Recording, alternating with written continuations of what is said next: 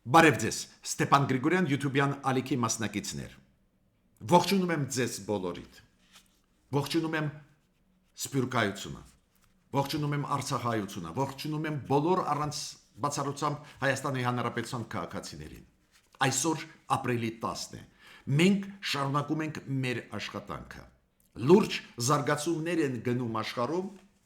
մարտահրավերները ամեն օր ավելանում են, միաժամանակ ալեկոծվող աշխարհում բացվում են նաև հնարավորություններ եւ կառավարությունը պետք է սովորի դա օգտագործել եւ սփյուռքայությունը եւ մենք Հայաստանի Հանրապետության փորձագետները այսօր մենք ձեզ հետ կխոսենք եւ Իլհամ Ալիևի ելույթների մասին նոր շարք ելույթներ մենք լսեցինք Իլհամ Ալիևից, սպառնալիքներ, կոշտ դրված նախապայմաններ, հին, նոր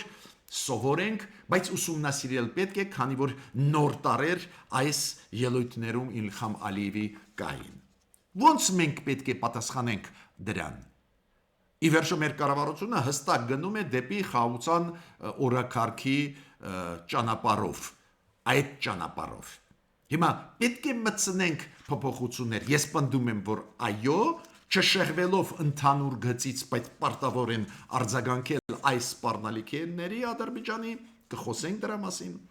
Ես պետք է ասեմ, որ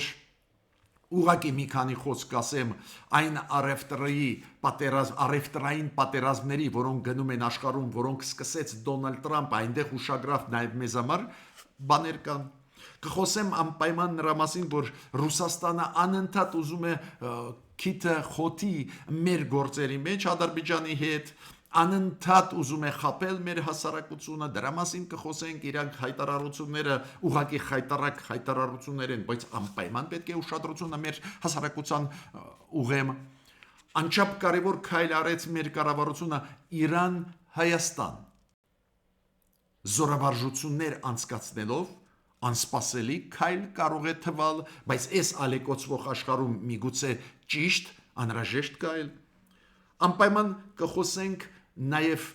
մի շարք դրական զարգացումների ու անպայման ուզում եմ մի քանի խոսք ասել Արցախայության հետ կապված process-ների։ Մեկ լսում ենք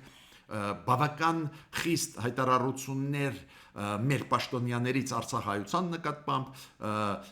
ինչը միանշանակ մտահոգում է, մյուս կողմից Արցախայության դժգոհությունը առանձին հարցերում փորձ է արվում նախկինների կողմից կոռումպացված նախկին դեմքերի կողմից օգտագործել, դրա մասին էլ կխոսենք։ Ուրեմն դրական մի քանի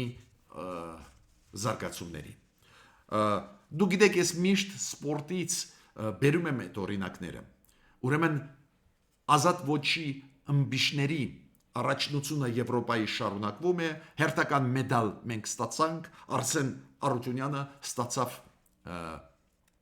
արծաթե մեդալ,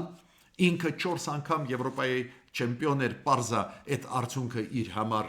այդքան մեծ չի, բայց ցանկացած դեպքում արծաթե մեդալն էլ շատ մեծ կշիռ ունի միջազգային սպորտում, դա հեղինակությունը մեր երկրի բարձրացնում է։ Անչափ կարևոր հայ ժողովրդի համար որոշում կատարվեց Գերմանիայում։ Քրիստոնյա դեմոկրատները, սոցիալ-դեմոկրատների հետ Բունդեստագի ընտրությունների արդյունքում ստացել են առաջի եւ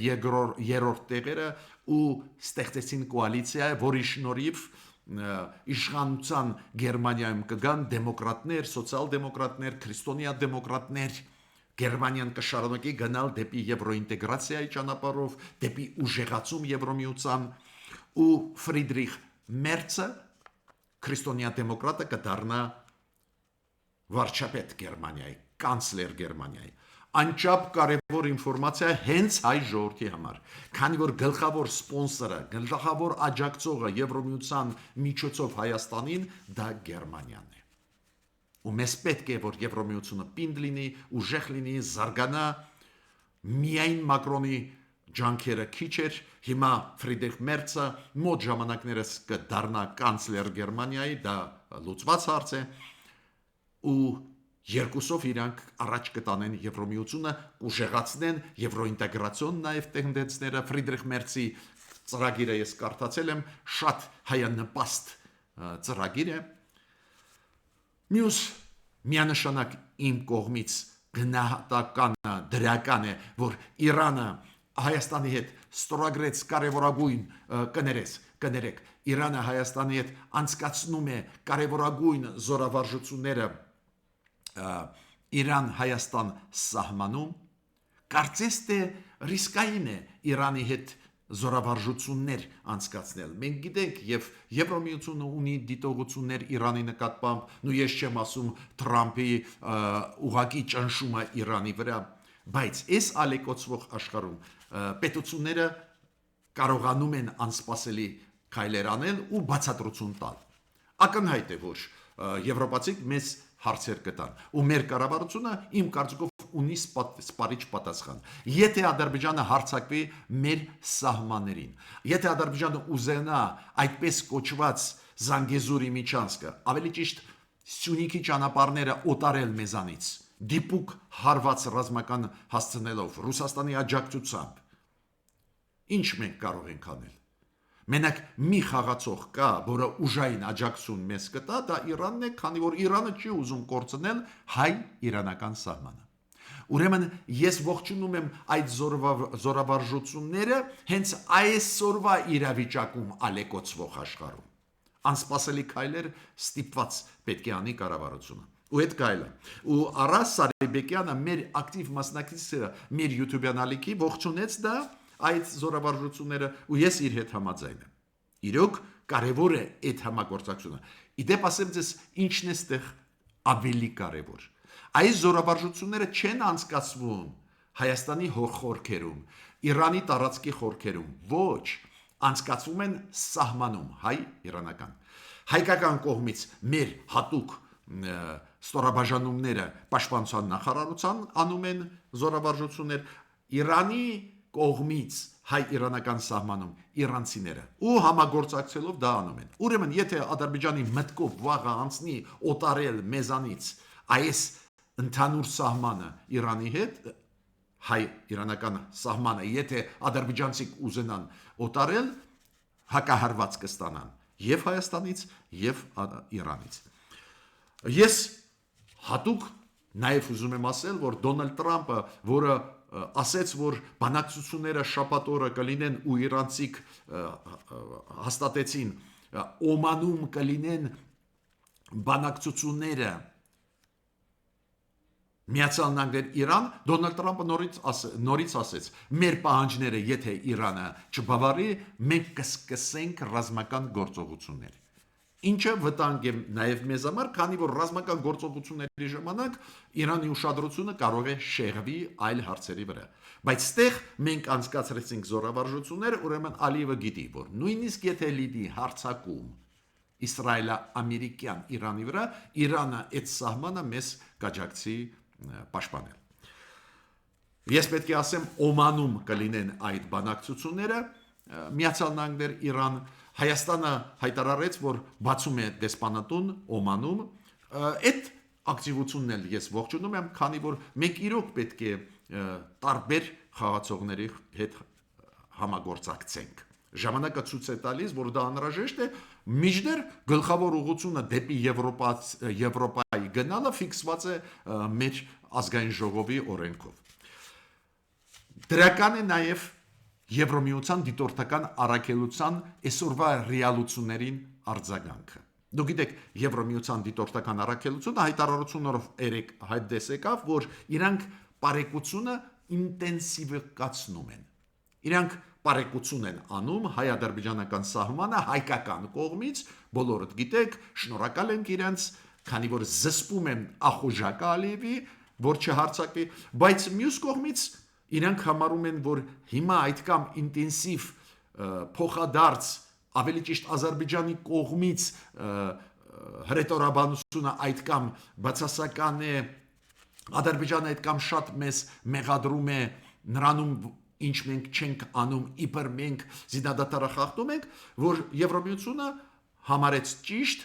գիշերային բարեկություն անել ու ինտենսիվացնել։ Շնորհակալ եմ Եվրոդիտորդներին, քանի որ իրենք ռեալություններին արագ արձագանքեցին։ Տեսան, որ անընդհատ Ադրբեջանը մեզ մեղադրում է նրանում, ինչ մենք չենք անում։ Մենք զինադադարը չենք խախտում սահմաններում հայ-ադրբեջանականը։ Մենք ականների քարտեզները նորմալ տվեցինք Ադրբեջանին։ Ադրբեջանը անընդհատ ստեր է տարածում։ Մի քանի խոսք ուղակի այն առևտրային պատերազմի մասին, որը գնում է Միացյալ Նահանգների կողմից աշխարհի դեմ ուղված, նույնիսկ Wall Street, այդ գլխավոր ֆինանսական բորսայի աշխարհի եւ Միացյալ Նահանգների, նույնիսկ իրենց էքսպերտները ասում են, որ այդ առևտրային պատերազմը աշխարհի դեմ ոչ մի լավ բան չի բերի Միացյալ Նահանգներին։ Իրանք մասնագետներ են։ Դա է պատճառը, որ Տրամպը այդ հայտարարություններից հետո Wall Street բորսայի փորձագետների, տնտեսագետների, ֆինանսների հայտարարություններից հետո Դոնալդ Տրամպը ասեց. չէ, 75 երկիր, ովքեր մեր դեմ չեն մեր մտցված մաքսատուրքերի, բարձրացված մաքսատուրքերի դեմ քայլեր չեն անել, այդ 75-ի համար մենք դադարեցնում ենք 90 օրով բարձրացնել մաքսատուրքերը։ Մենք պատրաստ ենք իրանց հետ բանակցել։ Պարզը դա ոչ թե բարի կամքից է գալիս, այլ ուղղակի ներսում Ամերիկայի ասացին դու քանդում ես տնտեսությունը քո երկրի։ Ես պետք է ասեմ, որ Տրամպը նաև արձագանքեց նրան, որ Չինաստանը մաքսատուրքերի բարձրացմանը պատասխանեց։ Բարձրացրեց 25%-ով մաքսատուրքերը Տրամպը, պատասխանեց Չինաստանը։ Բարձրացրեց Տրամպը 84%-ով, պատասխանեց Չինաստանը 84%-ով։ Հիմա Տրամպը բարձրացրեց 125%-ով, բայց Տրամպը հասկանում է հետևանքները ծանր կլինեն երկու կողմի, ոչ միայն Չինաստանի, դա է պատճառը Տրամպը ասեց, ես հարգում եմ Չինաստանի ղեկավարին, ինքը իմ ընկերն է, մենք պետք է նստենք քննարկենք։ Ես ինչի ուզում եմ ասել, որ այդ քայլերը Տրամպի իրոք դժգոհություն մեծ առաջացնում են ամբողջ աշխարհում։ Եվրոմիությունը որոշում ընդունեց առաջի փուլը Եվրոմիության պատասխանի մաքսատուրքերի բարձրացմանը Միացյալ Նահանգների ապրանքների, ովքեր մտնում են Եվրոմիություն, որոնք մտնում են Եվրոմիություն, բարձրացնել ապրիլի 15-ից 10%-ից մինչև 25%, նայած ինչ ապրանքատեսակներ են։ Այդ հատուկ ուզում եմ նշել, որ այդպես հեշտ չի, որ Տրամպը մտածում է, որ հզոր երկիր է Ամերիկան, ուրեմն բոլորի հետ ինքը կարող է առևտրի պատերազմի մեջ մտնել։ Հիմա ես ուզում եմ ինչ ասել։ Միջև անցնել կարևորագույն այսօրվա հարցերի, ինչ է ուզում մեզանից Ալիևը, ոնց պետք է պատասխանենք։ Անցնենք հարցերի Ռուսաստանի մանիպուլյացիաների, Ռուսաստանից եկած վտանգների, ես պետք է ասեմ, որ շատ շնորհակալ եմ ձեզ, որ դուք ակտիվ եք։ Շատ շնորհակալ եմ մարդկանց, ովքեր մեզ աջակցում են։ Շատ շնորհակալ եմ նաև ակտիվ չաթում մասնակցողների։ Այսօր ես ուզում եմ մի քանի անուններ տալ չաթում ակտիվ մասնակցողների։ Սաթիկին,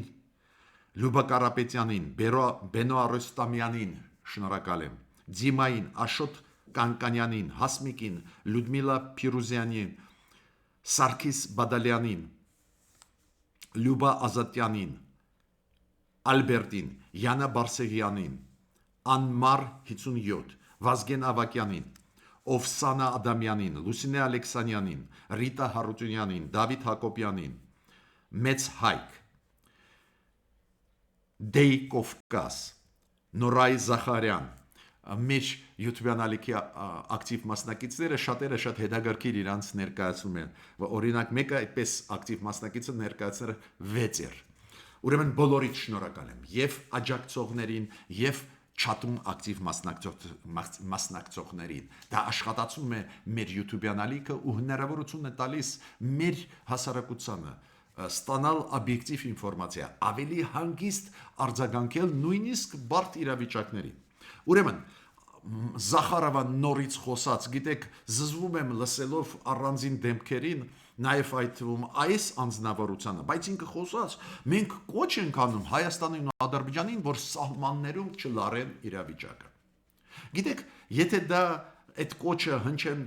այլ երկրներից։ Գիտեք, ես ինչ որ չափով կուտունեմ մի դիտողություն մենակ կասեմ, մեզ մի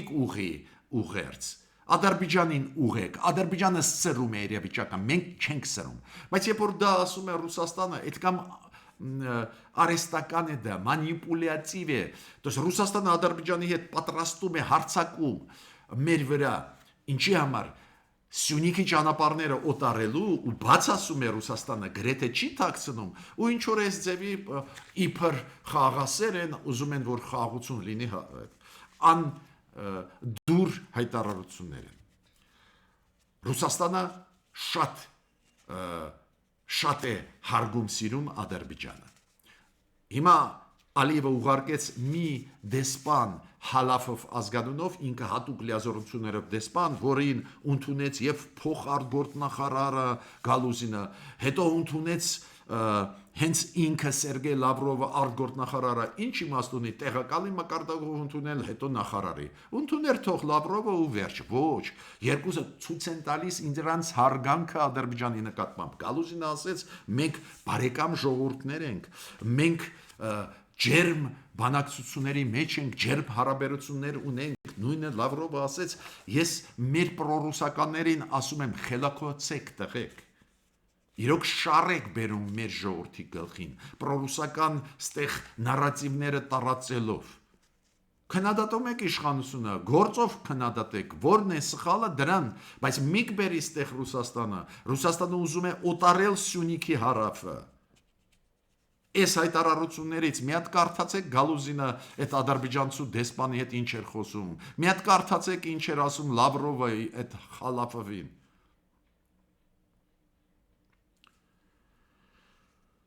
Ռուսաստանի Ռոսսատրուդնիչествայի ղեկավարը ազգանունը Եվգենի Պրիմակովն է։ Նորից Ադրբեջանը մեզ համար բարեկամն է,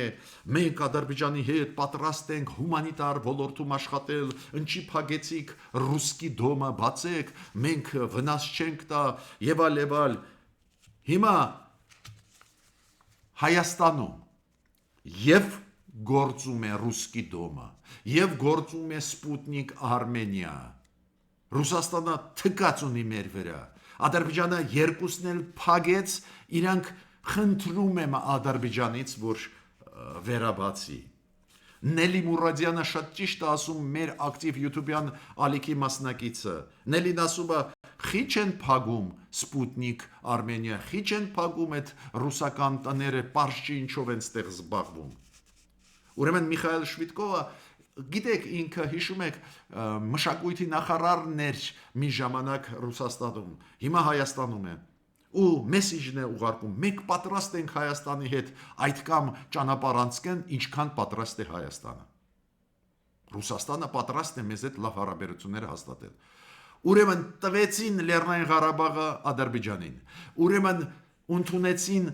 այն ագրեսիան, որը Ադրբեջանը մեր դեմ արեց 240 կիլոմետր գրավեց, Ռուսաստանը ասում է դա միջսահմանային վեճ է, փաստորեն իրանք ասում են այդ 240 կիլոմետր դա Ադրբեջանի տարածքն է, չեն ճանաչում ագրեսիան, մեզ գալիս են ասում են ալի մշակույթի ոլորտում զարգացնենք հարաբերությունները, ուրեմն հայ ժողովրդին ասում են մենք պարտավոր ենք բոլորս խելոքանալ, մի հավատա այդ պրոռուսական ուժերին Հայաստանի ներսում, մեկին լսեցի, ասում է քննադատեց այսօրվա իշխանություններին շատ լավ, հասկացանք, հետո ասում է պատերազմի ժամանակ Ադրբեջանին օգնեց Պակիստանը, Իսրայելը, Թուրքիան, դրա համար իրանք կարողացան հաղթել, ու չասեց, որ հայաթափումով զբաղվում էին ռուս խաղաղապահները, չաջակցեցին, մտան իբր պաշտպանելու Ղարաբաղի հայերին, մի բառ չասեց, ուրեմն մի հավատա այդ պրոռուսական ընդդիմադիրների Քանի որ իրանք չեն տալիս օբյեկտիվ ինֆորմացիա։ Այո, Թուրքիան օգնեց Ադրբեջանին։ Այո, Պակիստանը օգնեց ու չեն թաքցնում։ Բայց Ռուսաստանն օգնեց։ Հայաթափում Ղարաբաղում անել անհնար էր, դա ֆիզիկապես անհնար էր։ Պայքարող է Արցախի հայությունը։ Բայց երբ որ ռուս խաղաղապաներն էլ մասնակցեցին հայաթափման, ինչ կարային անել արցախցիները, ստիպված էին լքել երկիրը։ Ու Ռուսաստանը այսօր ասում է, որ չպետք է վերադառնան, հարցը լուծված է։ Մինսկի խումբը պետք է փակել, դա ասում է պաշտոնական Մոսկվա։ Ուրեմն ուշադիր, խնդրում եմ ուշադիր եղեք, ժողովուրդ ջան, մի խափնվի այս հեշտ քննադատող ալիքին։ Երբ որ քննադատում են սխալները Նիկոլ Փաշինյանը, ես դեմ չեմ, թող քննադատեմ ու այսօր կասեմ իմ անհամաձայնությունը 1-2 հարցերում, սկզբունքային անհամաձայնությունը Նիկոլ Փաշինյանի քաղաքականությանին։ Բայց երբ որ չեն ասում ով մեր դեմ քայլեր անեց, ով Ադրբեջանին աջակցեց հայաթափել Արցախը, ով Ադրբեջանին աջակցեց գրավել Հայաստանից տարածքներ, եթե չեն ասում ճշմարտությունը, ուրեմն մի հավատ այդ մարդկանց։ Հիմա Զախարոման ասում է, մենք սպասում ենք, որ բացվի հյուպատոսությունը կապանում։ Ես հույսով եմ, որ այդ սխալը չի անի մեր կառավարությունը։ Մեր կառավարությունը հասկանում է դրա ծանրագույն հայ ժողովրդի համար հետևանքները։ Բացել կապանում հյուպատոսությունը, որը պարզ է ինչով պետք է զբաղվի, պայթացնի ներսից մեզ։ Գյումրու ընտրությունները օրինակ, որտեղ որ բազաներ ռազմաբազան ազդեցություն միանշանակ դա այդ փաստը ունեցավ ընտրությունների արդյունքների հենց դրա պատճառով չկարողացավ քաղ պայմանագիրը կարել այո այլ պատճառով էլ այլ սխալների պատճառով էլ մարդիկ չտվեցին բավարար ձայներ քաղ պայմանագրին Նիկոլ Փաշինյանի կուսակցության բայց ակնհայտ է որ ռուսական ներկայացությունը մեծ դրան նաև բերեց Ես չեմ ասում ռուսական ԶԼՄ-ների, պրոռուսական ԶԼՄ-ների Հայաստանում մեծ դեր ստեղ կար։ Հիմա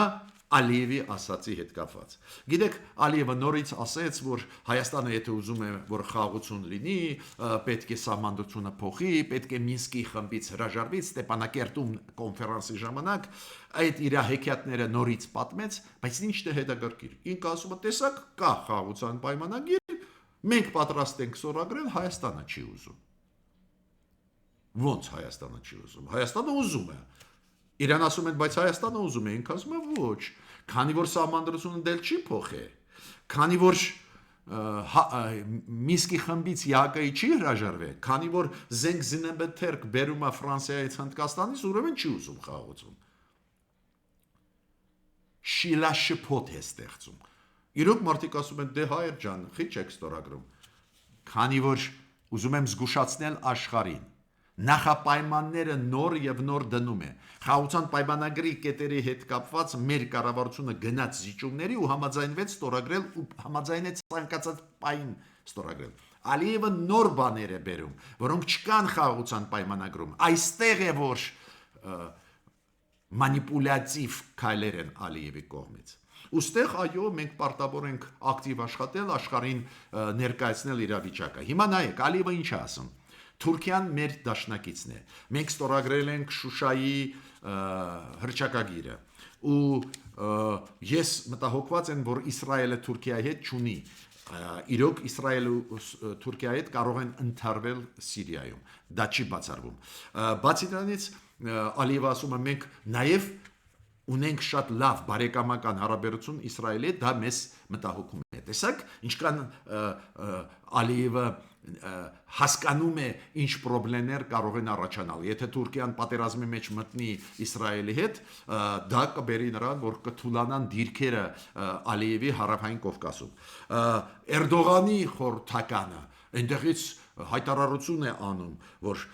Թուրքիայից ինքը ասում է, այո, Հայաստանը պետք է սահմանադրությունը փոխի, չպետք է դիմադրի, դադար տայեք, Ալիևը ճիշտ է, բայց սահմանադրության փոփոխությունը չի մտնում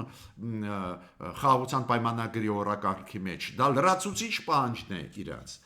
Ես ստեղ ինչ եմ ուզում ասել։ Ուզում եմ ասել, որ Ալիևի այս սպառնալիքները դեպ ասեմ ձեզ ինքը շատ տգեղ իրան պահեց, երբ որ ինքը ասեց, որ ոնց որ գողեր Ամերիկան Բայդենի ստորագրեց Հայաստանի հետ, վերջի օրերին Բայդենի լիազորությունների ստորագրեց ռազմավարական նշանակություն ունեցող պայմանագիր։ Դա ինքը Տրամպին ասում է, այդ ստորագրեցին Բայդենի հետ, որպես գողեր, այդպես էլ օգտագործեց բառը։ Ուրեմն պետք է աշխատել, պետք է ասել Միացյալ Նահանգներին, որ այս շատ կարևոր փաստաթուղթը, որը իմիջիալոց Մարկո Ռուբիոն համարեց որպես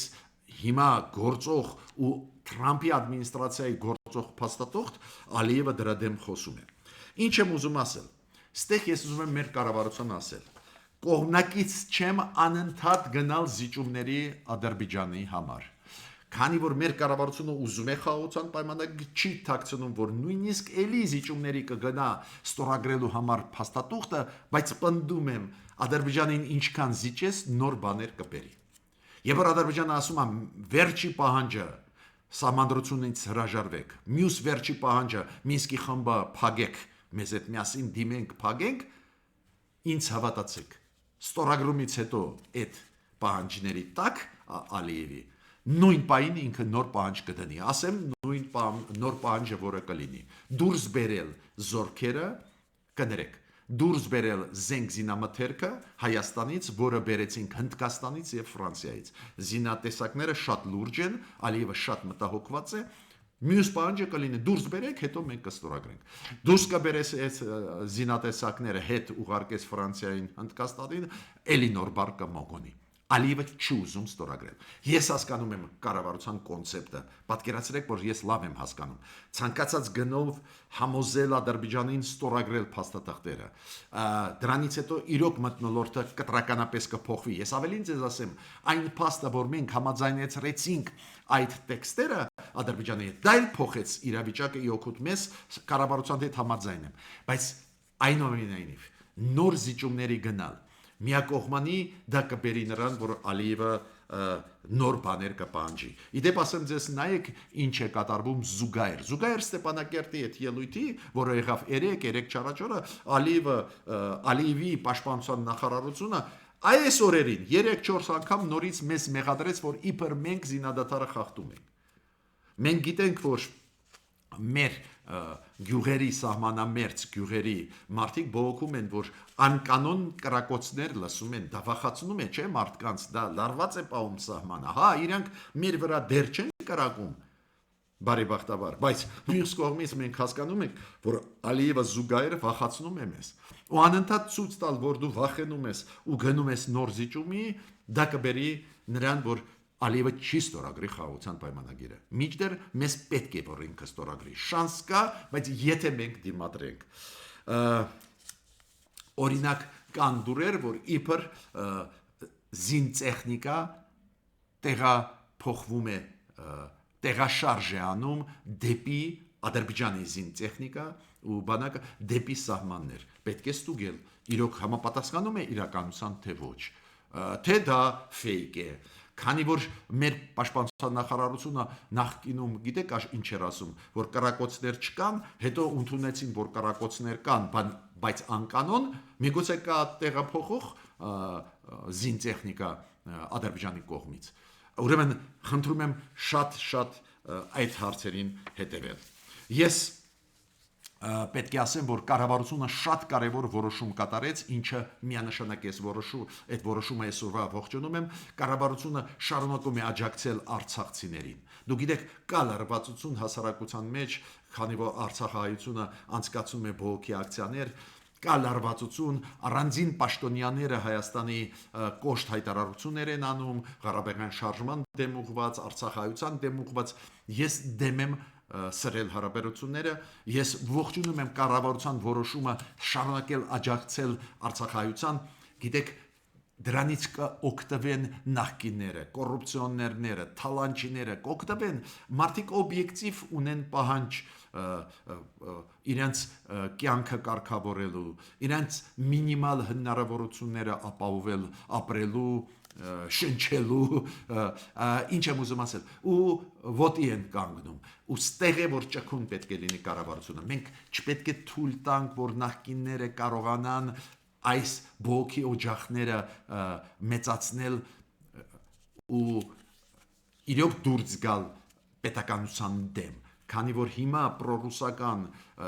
ագիտացիան, պրոռուսական քայլերը միայն կթույլատնեն Հայաստանը ու միայն կտանեն մեզ անկախության կորուստի։ Ես ավարտեցի իմ ելույթը, միջ նոր հանդիպումներ։